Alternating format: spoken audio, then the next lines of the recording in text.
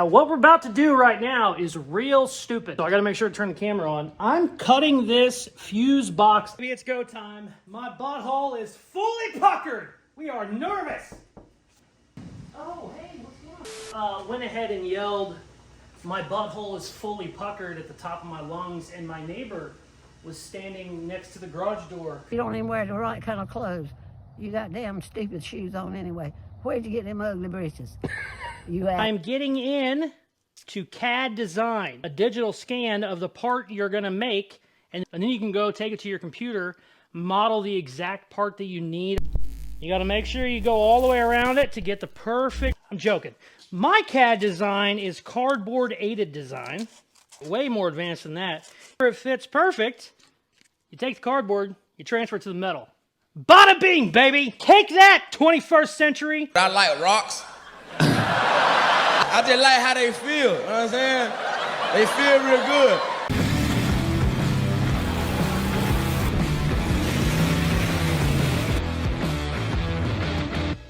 We are back on the beautiful F-scalade. Before we dig into this beautiful beast, I currently have a giveaway going on right now for my Lowrider Astro van.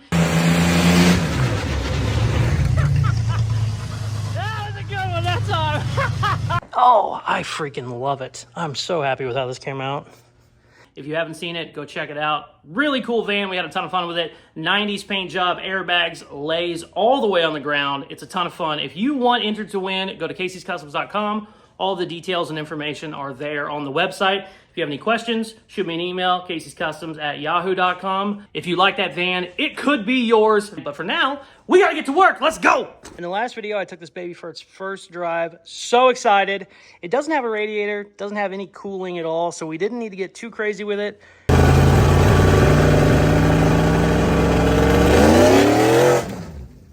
Naturally, I got a little too crazy, did some really heavy burnouts, drove it way too hard, only for like a minute, so it should be okay. Maybe. It was a lot of fun.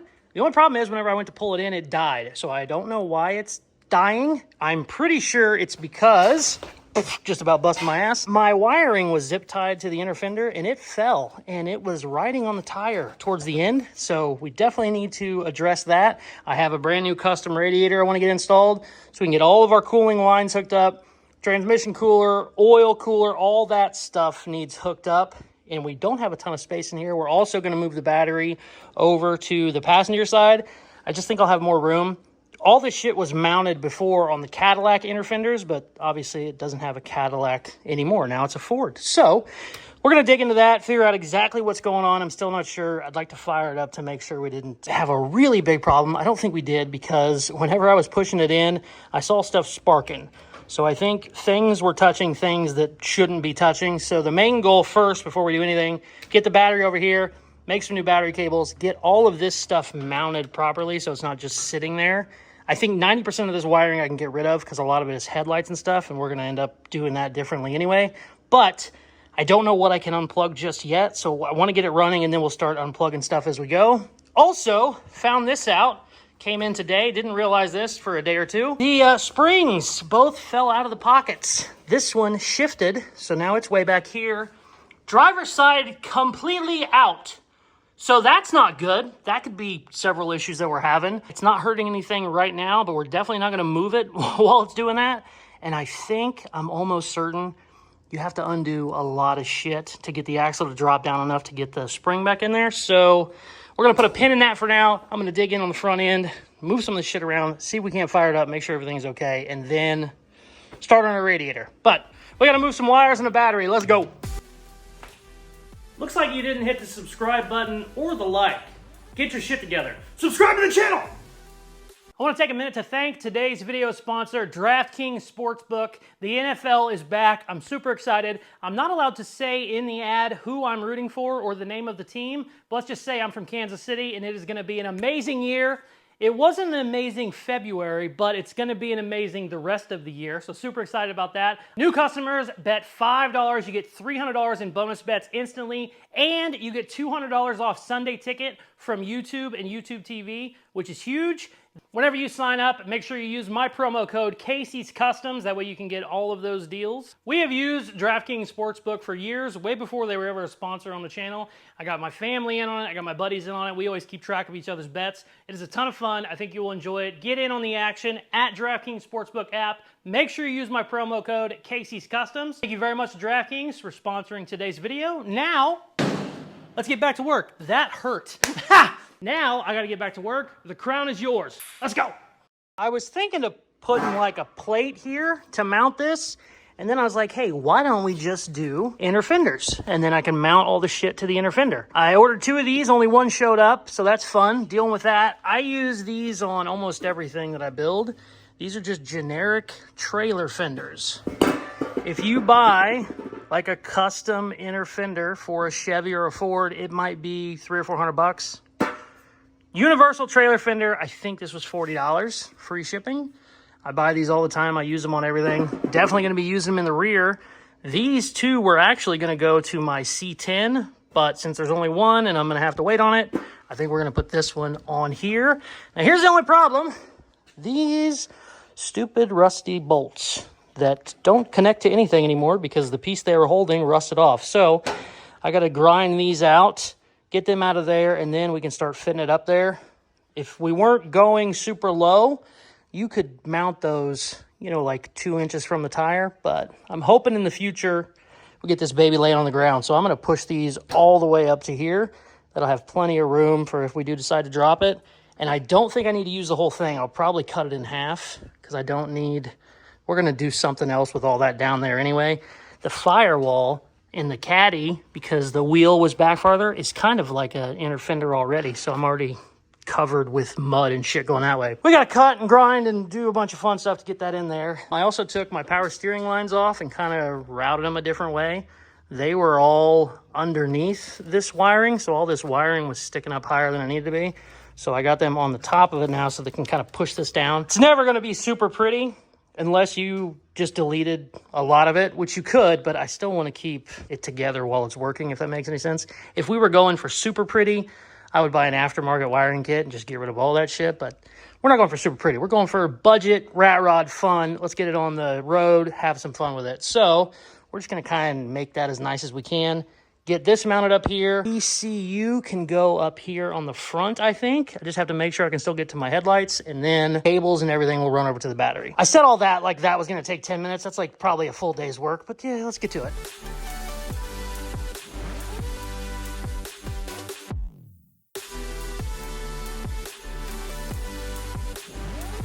Check this thing out. I look like a freaking astronaut, but it's fresh air. I love it. I'm so excited. I'm about to make the biggest mess ever. We're going to see how it does. Let's go.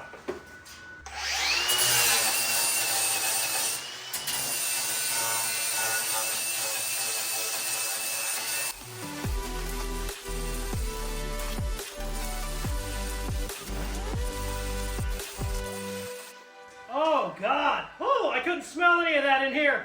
Oh, woo. It pumps fresh air, so it's actually like a little air conditioner, too. I like it. Check it out. It's called a Breevy thingy. This is not a sponsored post. I just really liked it. These are on Amazon for under $600. I think they're like $550, $575.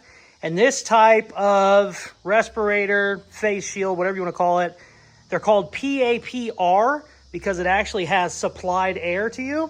And then a lot of these, it'll have the hose come right out of the front. Those are for like firefighters and stuff, and you can't see shit. Those are good for probably firefighting, you know, going through a house, but when you're working on stuff, a hose coming out of your nose doesn't really help very much. So this one goes in the back. 3M makes one of these that I've wanted for 10 years. The 3M one is like $2,500. So I was like, I'm not doing that, but I will try this out. Love it. Huge fan. Check them out if it's something you're interested in. If not, I have used these little respirators for 15 years now. And what's funny, the whole reason I ever started using these was because I got a piece of metal in my eye and I had a regular face shield on. It was a full face shield, not just goggles. and a spark bounced off my shirt and went up in my eye. So I started getting respirator masks because they're actually sealed. It's impossible for a spark to get in there. I've used those for a long time. Big fan of them. These are cheap, 40, 50 bucks. But if you want to step it up, give that one a shot. Okay, back to work. I got my inner fender, just sitting here. I got a bolt in it. I'm going to end up welding it. But I want to make a mount for the computer and then build off of that mount to hold the fuse box. I can't even start to build any mounts until I fix rust. This whole section is rusted out, so I got to put a piece of metal there. I'm going to put another piece of metal on top of that to brace it all back up. So I've spent 2 hours not even problem solving my issues here. I'm just trying to fix rust so that I can start building stuff off of that. Once this is welded solid, I can make a bracket off of here that this is the stock bracket that I cut up. This will bolt to it, and then that'll be way up in the front, out of the way. Super, super cool. And then this should go somewhere up in here. And with our inner fender down there, there's no way anything can come up and hit it. Not only the tire, but rust, rocks, dirt, just any bullshit that'll fly off a truck while you're rolling down the road. Let's keep going and weld some shit.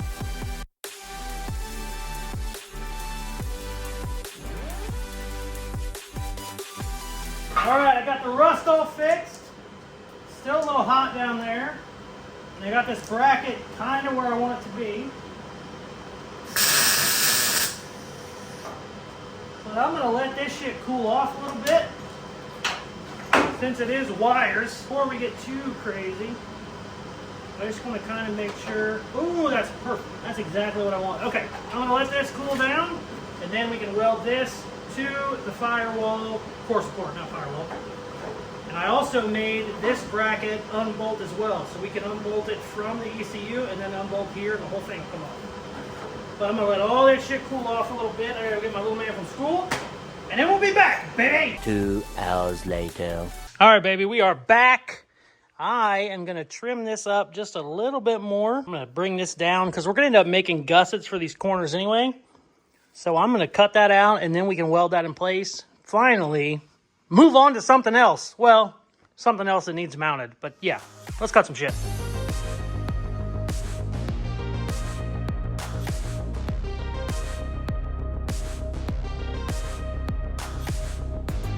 I'll be honest with you. I did the Casey thing and spent way too much time on this. Over-engineered it, overbuilt it. I could have tack welded it to the inner fender and been done, but I wanted to make it removable and add gussets, and I'm an idiot. But it's gonna be strong. Beautiful, okay. Now we're gonna start on the inner fender. Finally! Let me show you what we gotta do with it. So I'm gonna clean all this up. Right now it's just kind of bulky and ugly, but whenever I grind it down and paint it, it'll look perfect. And then this is out of the way of everything. I got it mounted up and down instead of laying on its side. I don't know why, but I just didn't like it that way. Plug-ins and everything, the wires go down, but I'll be able to zip tie them up. So they're gonna be really, really tight and out of the way. Love it. Time to work on the inner fender. I wanna get this braced up. I got a bolt here, but that's not going to stay there. That's just there, so I was kind of figuring out where it would go. This will get welded, and then we'll need to do some sort of a bracing from down here to tie this in, because there's no strength right there. Same thing in the back. Let's get going on that. Oh, God, there's a lot of work to do in this thing. We haven't even started with the wiring shit yet. Welding is fun, but it takes forever.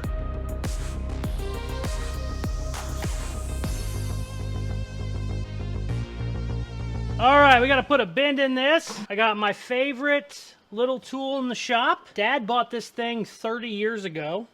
He mounted it in probably the dumbest spot ever, but in all fairness, he was a body man. He didn't do a lot of sheet metal work. I also haven't moved it in 20 years, so I'm not any better. I just wish this bastard was bigger than, I think it's only 18 inches. She's also a little worn out, I'm not gonna lie to you. All right, let's see.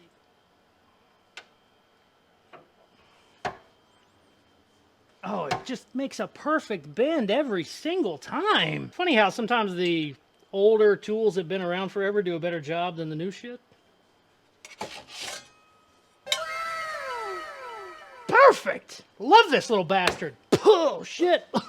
Damn it, dust everywhere. People don't know this, but I have actually been following the lead of a lot of other bigger hot rod shops, and I am getting in to CAD design. What it is you will take a scan, a digital scan of the part you're gonna make, and then you scan it with a 3D scanner, and then you can go take it to your computer, model the exact part that you need on the computer. Then you take that model over to a 3D printer, you 3D print it out of plastic, then you test fit the plastic. If the plastic fits, you can then send that part off to get it made out of metal. Really good process, super fast, perfect results every time.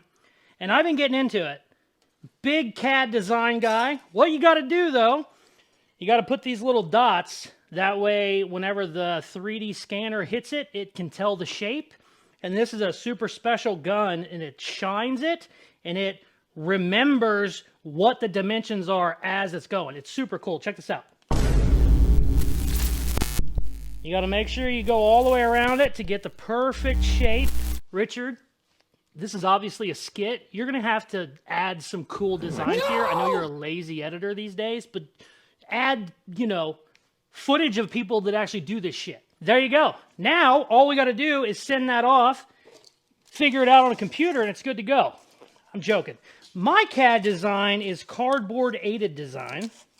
What you do, super advanced shit, way more advanced than that. You take a piece of cardboard and you cut it in the shape you need until it fits, because when you mess up on a piece of cardboard, you just get another piece of cardboard. But whenever it fits perfect, you take the cardboard, you transfer it to the metal. Bada bing, baby! Take that, 21st century! All jokes aside, the scanning stuff is way better, but I build rat rods, so who gives a shit?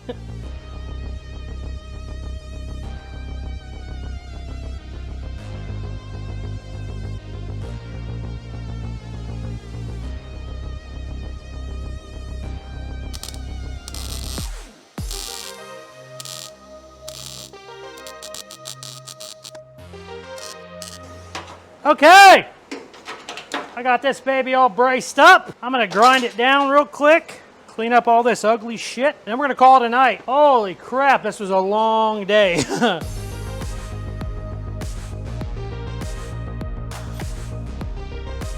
Look at the amount of rust and shit that is falling out of this. Not only from me cutting it out, but then adding metal, welding metal, grinding metal.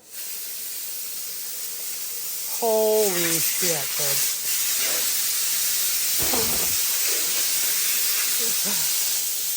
Oh, my shop's a train wreck right now, but I've cleaned it 2 times, and then I work on this for like 6 hours, and it looks just as bad.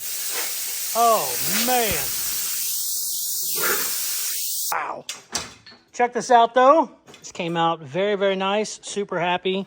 Really, really strong. This is super strong, too. This, I don't want to get this over here yet. It's still kind of cool, but I don't, you know, plastic, hot metal, doesn't love it. I had this pushed off to the side the whole time so it wouldn't get hot. But this will mount right here, and then our wire will run right across the top of that, and we'll have clamps. So all that'll be tight, out of the way. Nothing can run into anything. And then once that is mounted tomorrow, we can make our new battery cables. It's hard to talk.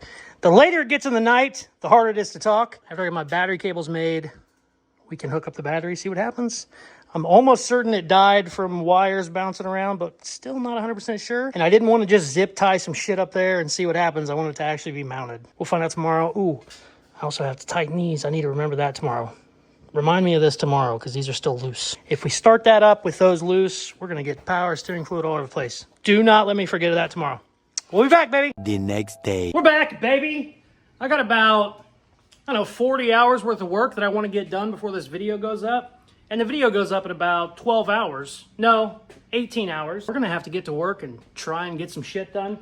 Now, what we're about to do right now is real stupid. So I got to make sure to turn the camera on. I'm cutting this fuse box up because I don't need most of it. It's just really hard plastic. It's in the way. It's kind of messing it up the way I want to mount it.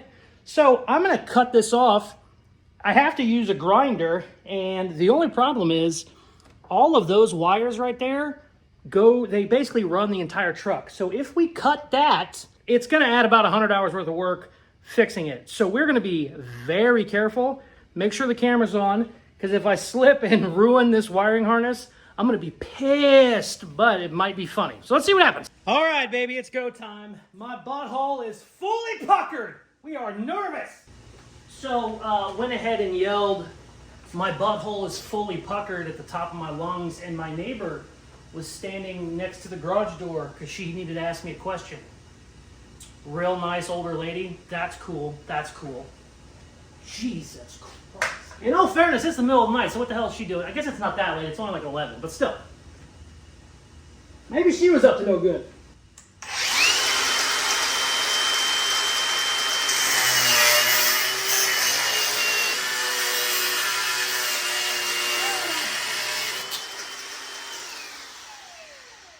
Damn, it kind of jumped on me at the end. I actually thought I caught it. We're good. Okay, sweet. I'm going to grind that down, smooth it out. Continue wiring everything. Then we got to make some battery cables. Then we got to mount the battery box. Then we got to do 1,800 other things. Let's go.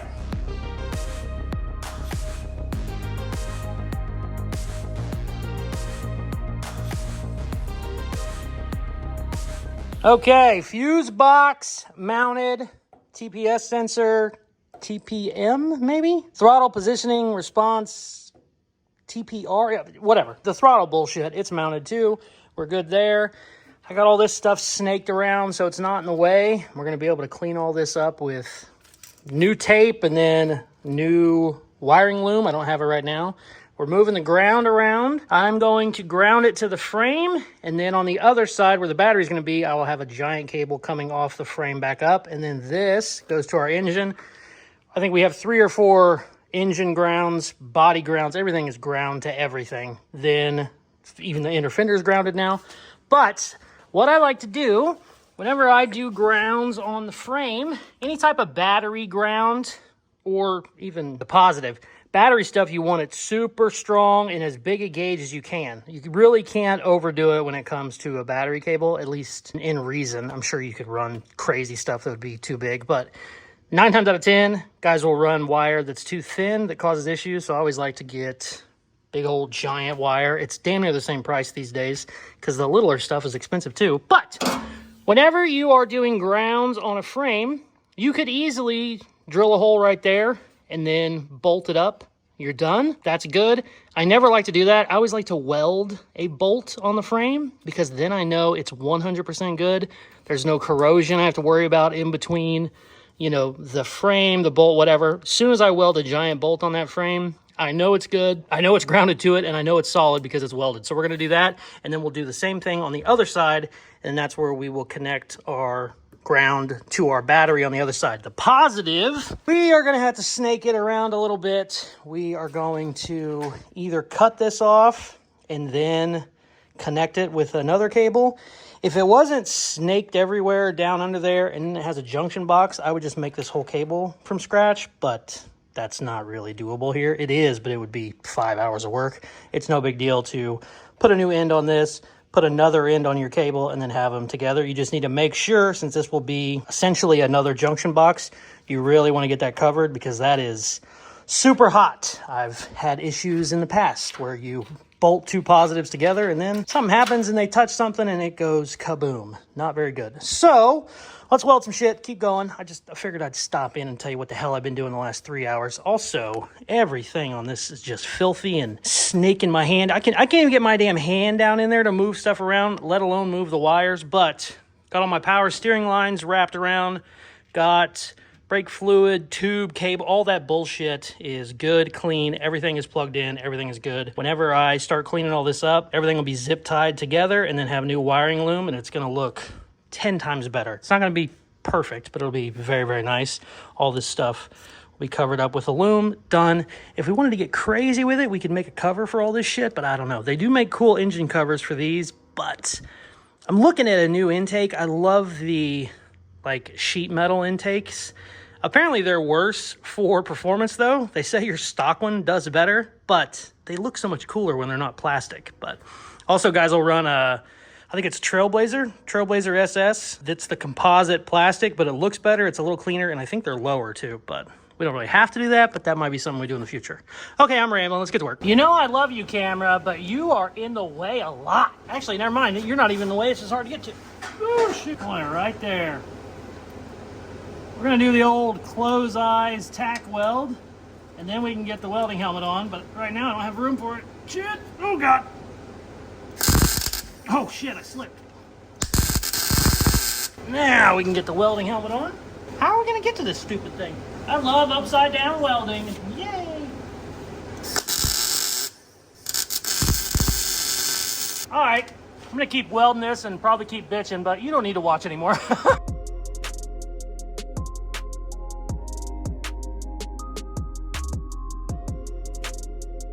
Went way overkill on welding in the battery box. Well, if you're gonna do it, you might as well do it, you know? Now I gotta clean all those welds up because I think the battery will hit them. Oh yeah, that's super strong. All right, I'm gonna let this shit, I'm gonna grind it, let it cool off, and we're gonna make battery cables while that's cooling off.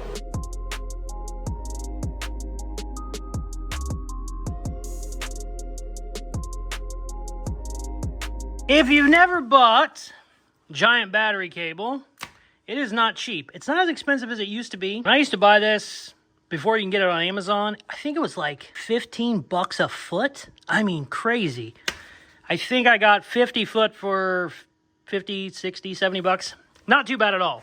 But you still don't want to waste it because it's a lot more expensive than this $10 16 gauge. So what I like to do, run the wire, the battery cable, however I want it to be, whatever weird way we're going to do. We're going to go right through the grill because I got room and it'll be out of the way of the radiator and all the other stuff. So I like to run it with a small thin wire. Make sure it goes through all the little weird holes I like. And then it'll go under the battery box and right to there. And then I will cut that and then take it all back out. And I know that's the length my battery cable needs to be. I already did it with my ground cable. That's my ground cable.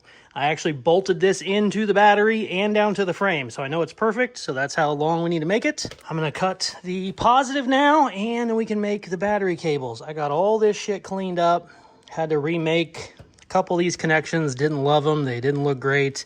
New ground. Also, there was no shrink wrap on half of those, so I put big heavy-duty shrink wrap on it, so it looks good. I like it better, it'll stay more secure, it won't be shitty and rusted.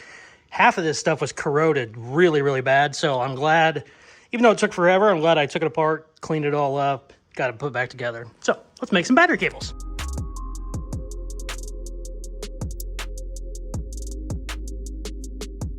I swear it doesn't matter how many times you do this, this is the funnest part. Yeah, boy.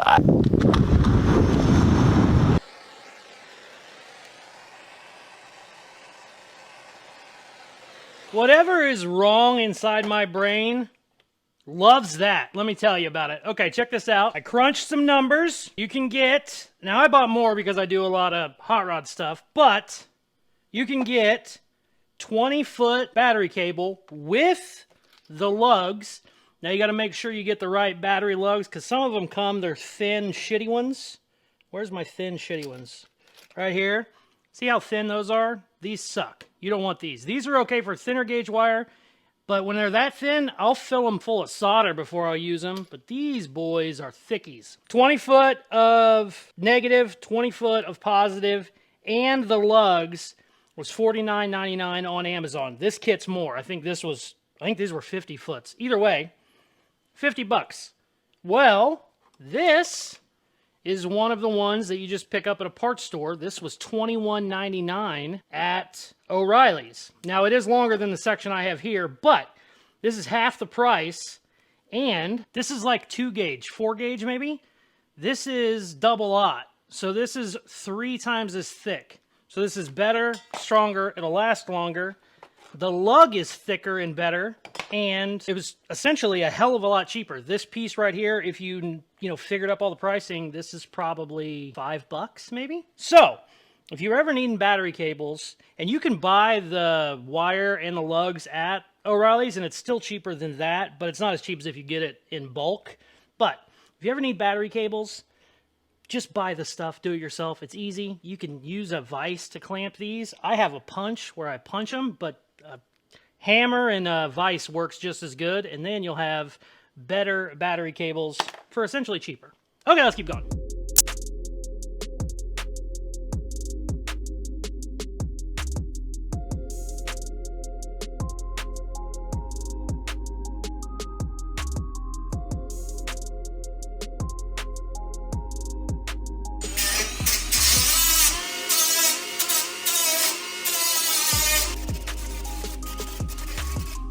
All right, battery cables are done. Batteries are mounted.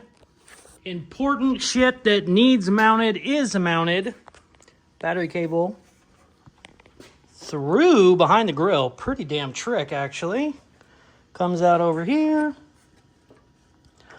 Bada bing. Obviously, this is in the way right now, but that'll be out of the way here in a second. And then ground right there. Sweet. So happy with how this whole thing came out. Can't believe we spent 3 days on it, but that's hot rod building, baby. It's not all fun and burnouts. Sometimes you gotta spend a lot of time on some stupid shit. Now, finally, we're actually not even done with the wiring. I still gotta mess with the pedal. Oh, God. Anyways, whatever. If you didn't watch the last video, I have a new pedal in here. The old pedal is still hanging here because I didn't know what to do with it yet. It kind of likes to run into the new pedal and maybe floor it a little bit when you're driving. That was fun to figure out. I want to start on the radiator because, damn it, I had the radiator first and then all this other shit showed up, but I had to get this done because this was bouncing off the tire, like I said the other day. So let's start figuring out how the hell we're going to get a radiator in there. And then we also have a new oil cooler because LQ9s have an external oil cooler. And the factory one went through the radiator. You can't really get an aftermarket radiator that has transmission cooler lines and engine oil cooler lines. You can, but they were like $800, so I'm not doing that. This one was like $200. Also, I broke the old radiator and took out the oil cooler because I wanted to see what it looked like. That's all it is. That's the factory oil cooler. Now, this is normally inside the radiator, so it would stay cold-ish. I mean, I wouldn't say that radiator fluid is cold by any means. It's 200 degrees, but that's how the stock setup worked. You could technically mount that and use it, but we have better options because aftermarket stuff. So I bought this big boy, and then every single AN fitting on the planet that I wanted to use it in case I want to change the size, in case I need any funky bends, I have all that. I also have rubber line if I want to use like a combination of AN and rubber. I also have transmission AN lines and rubber lines. I don't know what I want to use just yet. The factory came with an external transmission cooler that also goes with the radiator. So it has two. It does the cooling inside the radiator, and then it goes to that, and then that's back. So it has like two radiators essentially for the transmission, which is pretty damn cool. I didn't know that. I've done LS1 stuff more than this is. I think this is LS3. This is all LS3 stuff. We got to figure out how all this is going to work, but we got to figure out how to get the radiator in there first before we start figuring out where these little guys go, because we can kind of hide them in different places if we have to. Let's start trying to get the big ass radiator in there.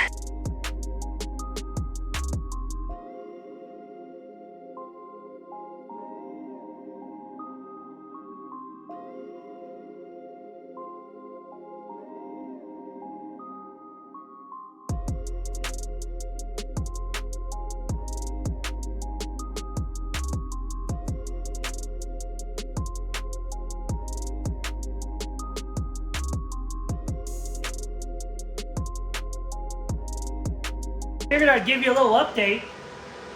I think it's 7 a.m. I've been working on this radiator for 5 hours. I've had it in and out 14 times, and I can't get it where I want it. So yeah, Richard already messaged me, said he needs the video to get it done. But we're still working. Let's keep going.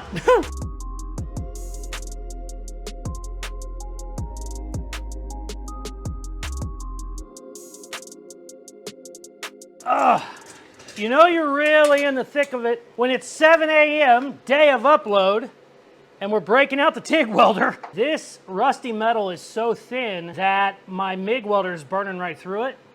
There is thicker metal on the backside, but I can't really get in there with the MIG welder, the wire feed, so we got the TIG out. TIG is the shit.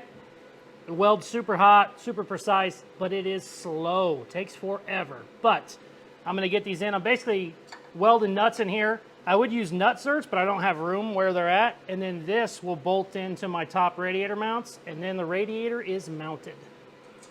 So let's do some TIGging. Oh, it doesn't love the ground we have either. But it's working. I don't want to quit when it's got a good weld going. Shit.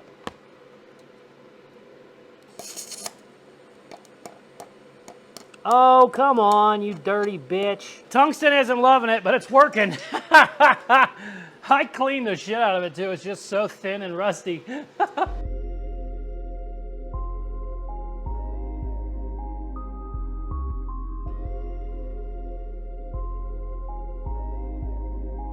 All right, baby. Brackets are bolted to the core support. Brackets are on the radiator. They're just not attached yet. Gotta give them a little weld, and then we're done. Radiator's mounted. I beefed it up real big, and I also made it so that you can pull the whole radiator out with just 2 bolts, which is nice. Sometimes these universal ones, they want 6 bolts in them, and it becomes a pain in the ass. 2 bolts, boom. Rubber bushings in, out, easy. That's gonna go right there. We're just gonna put some big heavy tacks on it because I don't want to heat up my radiator too much. Done! Haven't even started on the transmission lines, oil lines, all that fun stuff. But man, we got a lot of shit done in this video. Custom stuff takes forever. I mean, it just does. It's easy to kind of get it running and driving. To get everything like nice, 1,000,000 hours. Good example is the CRX over here. If you haven't seen, this is my 550 horsepower V8 rear wheel drive Honda CRX. Oh, well, that was supposed to be a big, whoa, look at the engine, but I forgot we covered it. I had this thing running, driving, custom frame. I mean, this is like the most extreme build ever. This thing's like a multiple 1,000-hour build. But I had it running and driving in probably 4 or 5 months. Then you start fine-tuning the airbags, building the floor from scratch. All that's like another 1,000 hours. And now we're in paint. She's been in paint for several months, and it's been slow going, to say the least. The wide body kit is all fiberglass, and I don't love fiberglass because it's just not very strong. A lot of wide body kits, they just bolt in. They wreck them, they get them cracked, unbolt it, throw another one on. I didn't want that. I wanted to try and make it really strong. So this is a fiberglass kit that's reinforced with metal on the inside of it. There's basically sheet metal on the inside of it. Nice. Holy shit, you know it's a long day whenever the camera dies on you. This thing has been like ready to paint for 4 or 5 months now, maybe 6 months. And it's finally now getting close. But boy, just the last, I always tell everybody like, the first 90% of the build takes half the time. The last 10% takes longer than the first 90%. Just all kinds of shit. We're not going that crazy with this, but it's still a friggin' crazy truck. I'm done. I'll be back in tomorrow to button up this video, but I can't see us doing any more work. This was probably 40 hours of work this week, maybe 50, just in this video from Tuesday's video to today. It's like 3 or 4 16-hour days probably. Damn, so much work, but boy, she's looking good. Also, fun fact, the sun wasn't coming through. I had the garage door open. The sun wasn't coming through, so I was like, maybe it's not that early. No, it's rainy. So it's like 8 a.m. The sun should have been up 2 hours ago. So I'm going to bed. That's 8 a.m. Friday, day of upload. Holy shit. By the way, how badass is that Toyota? Damn! Bag 67 Impala? Shit. Okay, I gotta go to bed. I'm getting sleepy. All right, I got a couple hours of sleep. We're back. I'm so happy with how this came out, by the way. Radiator's looking amazing. I got plenty of room down in there for my other coolers. And I was gonna try and knock out a couple things before the video's over, but it's too late. Screw it. We're gonna stay on it for Tuesday's video. Also, I was like, you know what? Maybe we can get the transmission cooler in there. Maybe we can start on the oil cooler. I completely forgot. The GM uses those stupid clips right there, you see?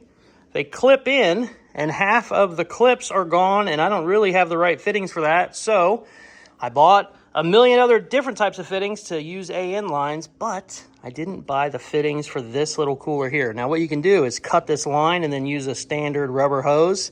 But I kind of wanted to use the AN line because I bought so much of it. So we're going to probably have to go to the parts store and dig around in their little parts bins where they have random fittings. I don't know how the parts stores are where you guys are, but they're not organized very well at mine, so you just spend an hour going through stupid little fittings. But I want to get those. That'll make that easier. We're going to start on that immediately, so that'll be on Tuesday's video. Very, very happy with how this radiator came out. Once that is rubber mounted, that won't have any wiggle in it. It's okay for now, but rubber mount really locks it in. It has the bottom ones in, I just didn't get the top ones, so sweet. Got a lot of shit done. Still not what I wanted to get done. I really wanted to try and see if we couldn't fire it up and make sure it died the other day from wires flying all over the place. I'm almost certain that's what it was, but we're going to have to leave you on a cliffhanger there. I will try and start it for Tuesday's video to see what happens. If we get our radiator and all of our stupid coolers hooked up, we can take it for an official real drive. Also, we got to do the pedal. And then Dad came down here. He's been working on the CRX. We're getting ready to prime it again. Got it taped off. And he said, holy shit, your spring fell out of the pocket in the rear. And I went, oh yeah, I talked about that 3 or 4 days ago and never addressed it. So we're going to have to do that as well. Son of a bitch, we got a lot of work to do on this thing. Boy, she's looking good. I knew it was a kind of rough, rusty truck. Didn't realize how bad it was in some spots. I mean, holy shit. It is just falling apart almost everywhere I go to weld stuff. So instead of just being able to weld a battery bracket in place, you got to weld metal to the rust to fix the rust, and then weld to the new metal is a pain in the ass. But very, very happy. Such a cool friggin' truck. All right, I'm rambling. I'm done. The funny thing is, I might have put more hours in this video than I did the last 2 videos, but it just was random bullshit that sucks. Takes forever. Hot rod stuff, baby. You gotta do what you gotta do.